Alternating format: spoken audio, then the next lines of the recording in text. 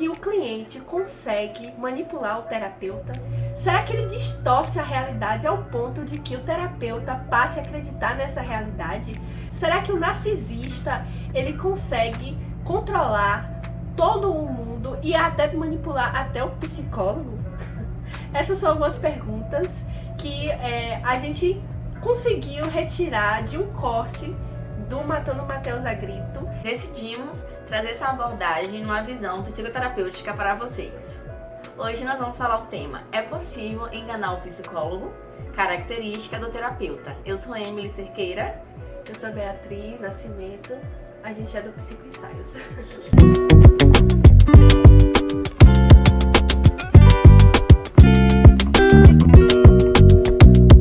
Quando com o vídeo Matando Matheus a Grito, nós tivemos esse interesse em trazer, em pautar esse vídeo para mostrar quais são, de fato, como um psicólogo, as características, como ele se comporta, como ele deve ser, para evitar essa manipulação através do narcisista. Ela entendeu que todo mundo na família era tóxico. Sendo que, desde que a gata parou de falar com a família, todas as brigas familiares pararam, magicamente. Por que será? Você deve conhecer aquela pessoa, né, que todo mundo é tóxico, menos ela. Ela briga com todo mundo, Tudo mas é um o problema. problema são os outros, não é ela. Mas até o terapeuta entender que você é maluco. É difícil, porque o terapeuta, é difícil pro terapeuta realmente saber, tipo assim, nossa, você é a pessoa tóxica. Ela tá ouvindo a versão dela.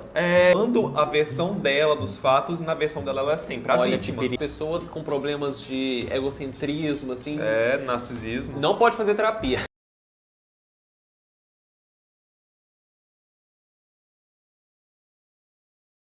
O psicólogo, ele tem a capacidade de fazer um diagnóstico. Ele tem a fundamentação teórica para fazer a análise desses comportamentos, desses sintomas, desses sentimentos, desses pensamentos que o cliente vai trazendo para ele. Se ele fala pro terapeuta que ele tá com determinados sintomas, isso vai diagnosticá-lo de determinada forma. Então a gente tem todo um respaldo teórico por trás pra gente entender esses sinais de que o cliente está trazendo pra gente. Como é que esse cliente age diante do mundo? Como é que ele quer que o mundo seja? Ela quer isso, então ela tenta manipular o mundo, ela fracassa isso. E aí vem o quê? Todo a frustração de você não conseguir. Aí vem todos os sintomas, todas as patologias psicológicas. Então o psicólogo vem e ele vai analisar como é que é esse sentimento. Como é que é esse pensamento? Como é que é esse funcionamento desse cliente? Então a gente vai percebendo como é que ele é, como é que é essa existência.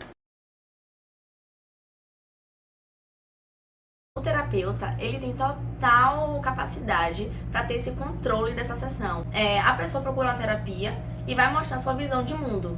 E quando ele é conflituoso com essa visão de mundo, ele procura uma resposta. Quando ele vê que ele está sendo conflituoso, que a visão de mundo dele está sendo debatido por uma outra pessoa, ele já se fragiliza e ele já mostra realmente quem ele é. Então o terapeuta já capta também esses sinais. Diante dessa relação terapêutica, nós como terapeuta temos que ter o total controle diante dessa relação. Até porque, realmente, o narcisista, ele vai querer sim manipular até o terapeuta. Só que por termos essas informações técnicas, por estarmos ali diante daquela sessão, justamente para trazer esse conflito diante do outro, acaba que esse narcisista, ele fica sem o poder dessa manipulação. Então, o terapeuta está ali para entrar em conflito com aqueles ideais, com aqueles pensamentos dele. E também temos que tocar no calcanhar de Aquiles desse cliente. Até porque muitas pessoas buscam terapia justamente para ter o respaldo do psicólogo. Ele quer que o psicólogo concorde com ele, concorde com a visão de mundo. E o psicólogo, a função do psicólogo não é concordar com o cliente. Ele tem uma gama de instrumentos que ele pode seguir para determinados casos, coisas criativas que ele pode jogar com esse cliente, formas criativas de dialogar, de ter contato. Então o terapeuta, ele tem que ser criativo. Ele tem que ser criativo para ele conduzir essa terapia de forma que ele entre no mundo desse cliente e ele sabe o que pode dar certo especificamente com ele. Então ele vai usar toda a técnica, toda a criatividade, toda a inventividade, toda a fundamentação teórica para ele se jogar como um instrumento. O terapeuta é o seu próprio instrumento de contato com o outro. Então ele vai se fortalecer para ele conduzir essa terapia de forma bem sucedida e conseguir levar esse cliente a ter melhores resultados. Assim, esse terapeuta, ele tem que ter esse cuidado com esse cliente. A gente acaba criando um laço afetivo, tanto pelo cliente quanto pela situação em si. Então a gente abraça essa causa e tenta solucionar da melhor forma possível. Então não é só visado no dinheiro, de uma forma profissional. Lógico, tem a ética, a gente tem que seguir com a ética e tudo mais. Porém, é uma forma, a gente cria esse laço afetivo com esse cliente. A gente tem que criar, né, esse laço afetivo com o cliente, porque a gente está ali se relacionando com ele. A gente tem que fortalecer esse relacionamento. A gente sente, a gente troca e a gente cuida. É um trabalho de cuidado, de fato, né? E quanto mais esse laço vai se fortalecendo, essa confiança vai crescendo, só melhora ainda mais essa terapia, só melhora ainda mais essas sessões, né? Com certeza.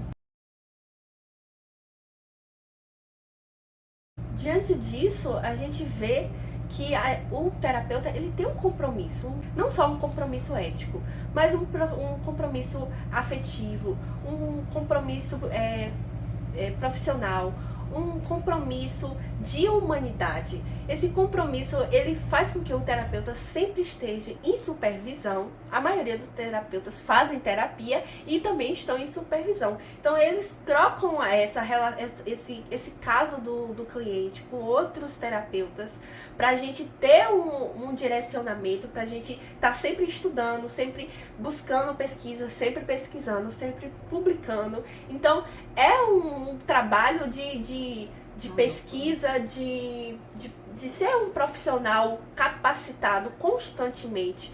Então, por isso que o cliente é muito difícil, um cliente conseguir controlar ou mudar, distorcer a percepção verdadeira do que ele é diante do terapeuta. Por quê? Porque o terapeuta sempre está se atualizando, sempre está comprometido com aquela função. Ele está sempre atrás de novas formas de atuar, ele está sempre comprometido com essa relação terapêutica. Então, a verdade, ela é relativa. A percepção desse cliente, ela é distorcida. E por ser distorcida, é claro que o terapeuta ele vai perceber.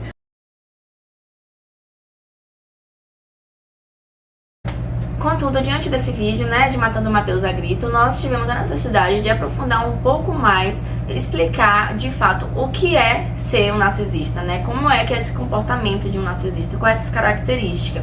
Então, assim, esse narcisista, ele é como se fosse um bloqueio de contato. Ele vive literalmente no mundo dele, na visão de mundo dele, e ele tenta o tempo todo manipular o outro pra validar essa visão de mundo que ele tem, porque ele quer ter o controle de tudo e de todos. Tudo tem que sair de fato como ele quer, tudo tem que ser como ele quer. Ele só valida a opinião dele, ele é melhor que o outro, ele tenta diminuir o outro o tempo todo. Então é como se fosse um sentimento de inferioridade e ele não consegue absorver isso de fato. Ele não consegue assumir que ele tem esse sentimento de inferioridade e acaba diminuindo o outro. Ele tem esse sentimento de inferioridade porque ele tenta o tempo todo provar para o mundo ao contrário e ele quer sempre diminuir o outro para ele sempre se sobressair diante da situação. E ele precisa dessa resposta do mundo para ele não se sentir inferior. Ele precisa ter essa resposta para se sentir o centro desse mundo. Contudo, o terapeuta, dentro da primeira ou da segunda sessão, ele já consegue observar as características, os comportamentos,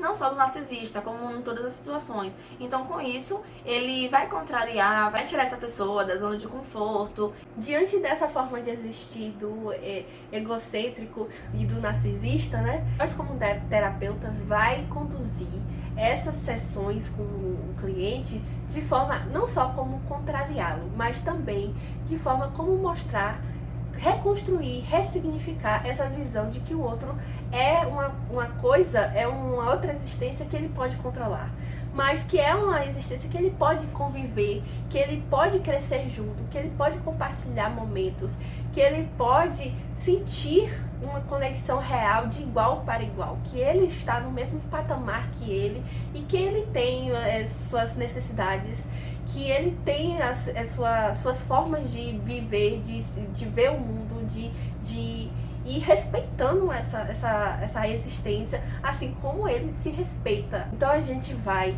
conduzir essas sessões pra gente ver como é que esse cliente, ele vê esse mundo, como é que ele distorce essa realidade que ele vive, de modo a controlá-lo, de modo a que tudo gire em torno dele, de modo que os outros é como se fossem marionetes para ele, ou estão ali simplesmente para saciar suas necessidades. Não, os outros estão ali para você também saciar as necessidades do outro. Os outros estão ali para você conviver, para você respeitar, para você construir momentos, construir histórias, construir vivências com elas. Após esse corte de Matando Matheus a Grito, a gente consegue perceber que não é fácil conseguir manipular a terapia, o terapeuta e a Um bom sessão. terapeuta é impossível. Um bom terapeuta não tem como ele ser controlado, ele ser manipulado. Um bom terapeuta isso não é possível, até porque ele observa muitas características e sinais logo de início. Perfeito. Ele não pediu, tem que falar de novo. Tem que falar de novo, já deu não. Tá bom. Mas a gente já até quando a gente falou agora aqui? Não, tem que falar de verdade agora. Tu não falou já? Já? Deixa o like, ative o sininho, Se inscreva no nosso canal. deixa um comentário e compartilhe com seus amigos. E aí a gente vê. Não acho muito breve essa entrada, não? Qual breve? Muito breve demais. Vamos criar então perguntas agora. Vamos perguntar. Será que dá pra enganar um psicólogo? Isso. Pronto, Pronto. não tem como, ó. Tá atrasada. Tá atrasada.